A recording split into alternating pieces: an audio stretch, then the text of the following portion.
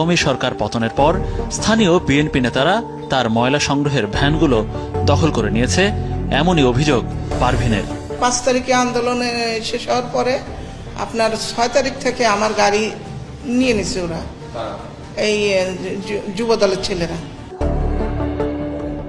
মর্জিনা বেগম 6 নম্বর ওয়ার্ডে ময়লা আবর্জনা পরিষ্কারের দায়িত্ব তার সাথেও ঘটেছে একই ধরনের ঘটনা।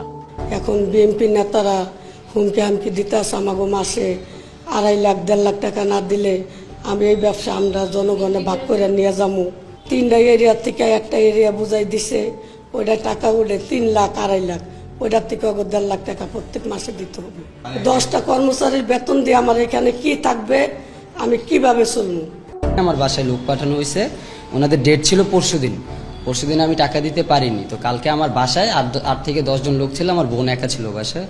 ও আমাকে কল করে জানিয়েছে, পরে আমি আসছি এবং এই 50,000 টাকা, এই যে দেখেন এই 50,000 টাকা আমি কালকে ওনাদেরকে গিয়ে দিয়ে আসছি এবং ওনারা আমাকে ডেট দিয়ে দিয়েছে পরের মাসের 25 তারিখে 1.5 লক্ষ টাকা ওনাদেরকে আমার দিতে হবে। আর স্বাধীন বাংলা আমি এতটুকু বলবো, এখনো চাঁদা মুক্ত হয় নাই। আগে আমি আওয়ামী লীগকে চাঁদা দিতাম, এখন বিএনপির লোকজন আমাকে হুমকি ধুমকি দিচ্ছে চাঁদার জন্য। চাঁদাবাজি বন্ধ হয় নাই, কেউ কোনো ন্যায্য বিচার করতেছে না।